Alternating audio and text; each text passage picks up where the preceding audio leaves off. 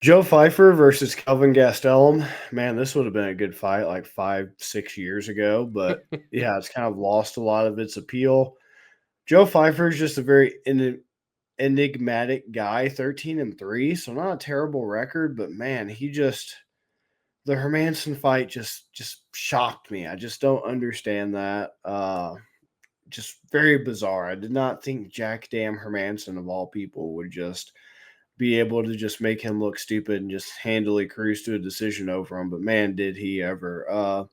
But I like Joe Pyfer. I really do. Contender Series strikes round two finish. His first one in 2020, he actually got slammed by Dustin Stoltzfus and had like a shoulder dislocation or something. So he had to take some time off, recover from that, came back on Contender Series, got a contract in impressive fashion with that brutal right hook KO of Austin Trotman.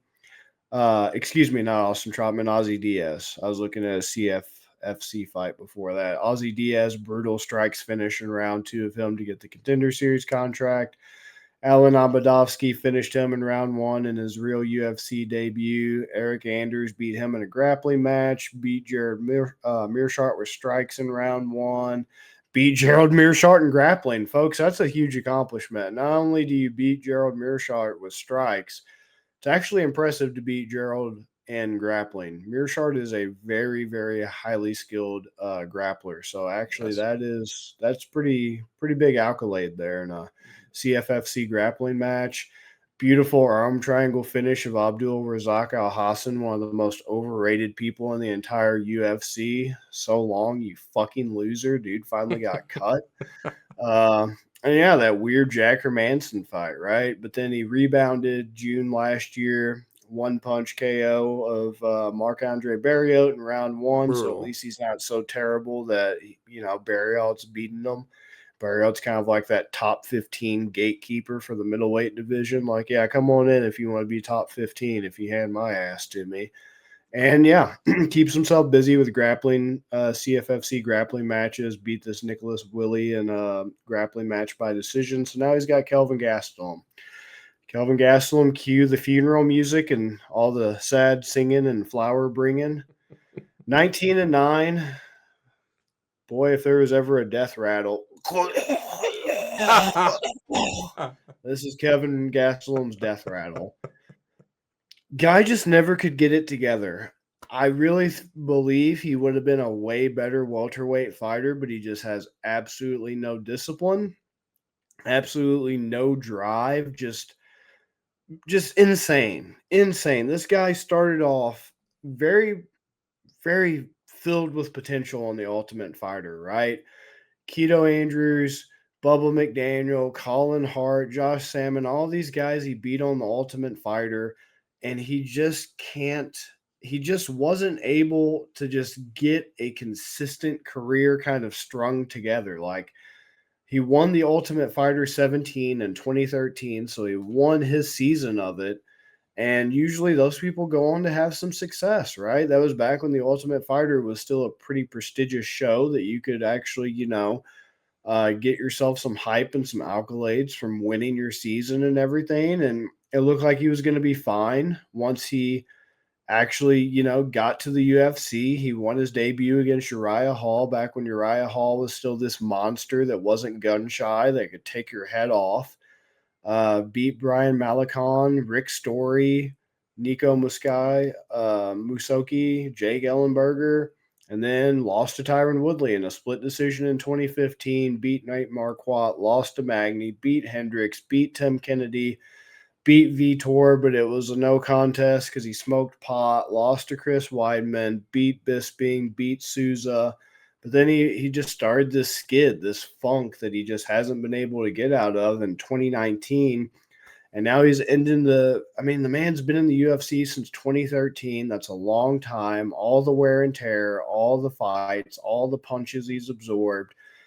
And yeah, from 2019 up until now, he's won 3 fights and lost 5 fights. So he is he's 3, 4, 5, 6.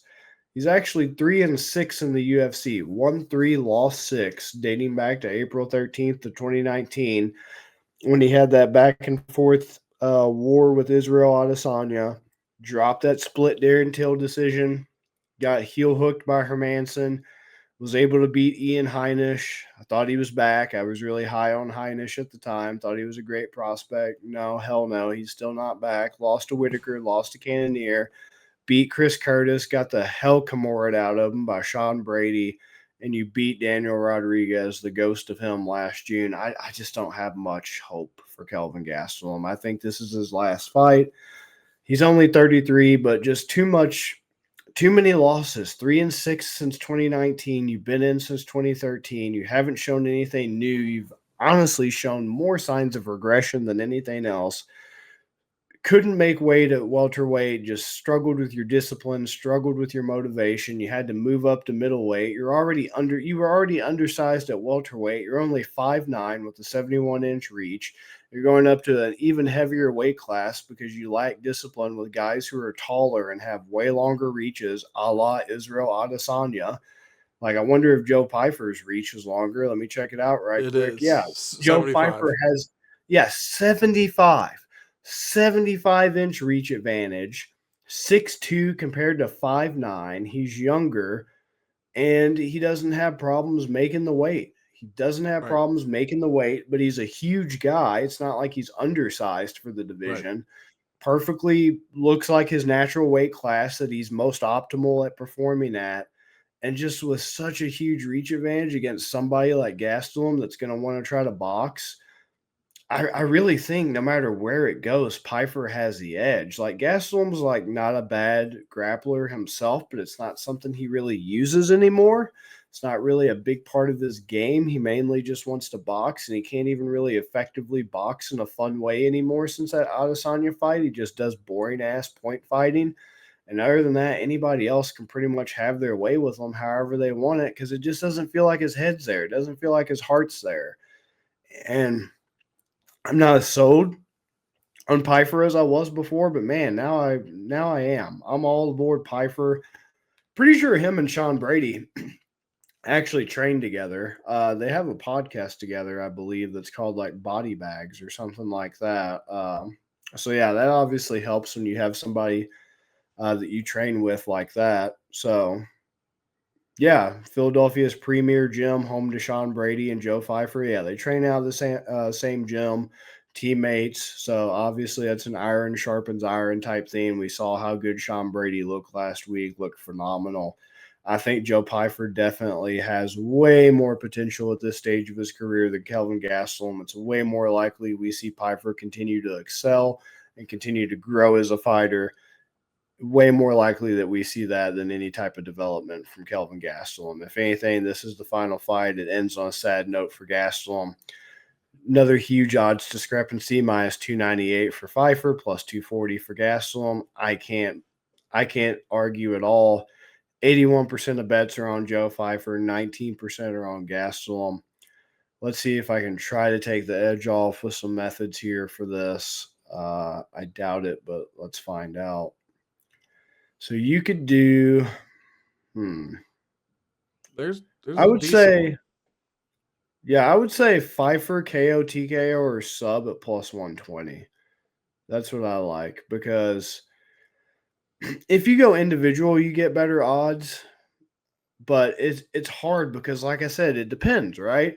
Like the Abdul Razak Al Hassan finish, that actually started off, he had him stunned on the feet and then snatched up the sub. So that's where I don't like playing the game of trying to get in their head and figure out if they have, like, if he has Gastelum hurt, I don't like having to play the guessing game of, well, what's he going to do? Is he just going to batter him and get the KO TKO because he has him hurt, or is he going to look for the sub? So I'd rather, as long as I'm still getting it at plus 120, KO TKO or sub, I'm going to roll with that. Once again, could it go to decision? Kelvin's a tough guy, but I'm not trying to be an armchair psychologist. It just seems like he's mentally not there. Like the Hermanson heel hook, like I see a situation like that happening where he's not even really in danger. He just kind of gives up, right? He just gets stunned, or he just doesn't want to mentally be there, and he finds himself in a bad position. And instead of trying to fight, instead of trying to defend, trying to get out, trying to reverse, scramble, etc. He just kind of accepts it. And he just kind of lets himself go out on his shield and his eyes and stuff like that. So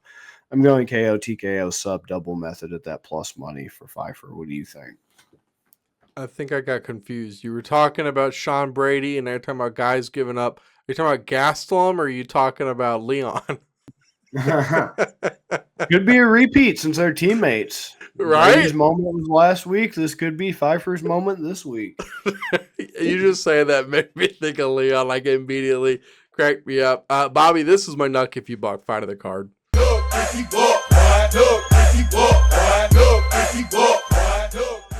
Yeah, it should be fun for as long as it lasts. When I initially was looking at this fight and doing my research, I always pick before I see the odds. And I got to this fight and I was like, you know what? I'm just going to take the underdog in this fight because I just see both guys are going to swing, come out there hard, and try to knock the other dude out. But then I kept digging, man. And I think what I was doing is I was making Joe pay for the sins of disappointments before him. Like, the Hermanson fight was bad, but I feel like he was gassed. He was really gassed. That was a 5-round headlining fight, and he went against a grizzled vet who took him into the deep water and beat him. But I was also like, doesn't this feel so much like the Zach Reese Cody Brundage fight? Where you're like, yeah. Oh man, Zach Reese should come in and destroy him. And then Cody Brundage bombs him and ends up knocking Zach Reese out. But I was like, okay, I can't hold that against Pyfer. You know, that's a whole different fighter. This is a whole different fight, different guys. So with the reach advantage, with Pyfer just being so dangerous, and I think he was pissed after that loss to Hermanson, honestly. Because he came out and poor Mark Andre, man, he just slept that man cold. If the ref didn't step in, he would have just kept bombing away because he was ready to get something out. And then, like you said, Gastelum, is there a chance he catches Pyfer and puts him out cold? I think, yes, there's a chance.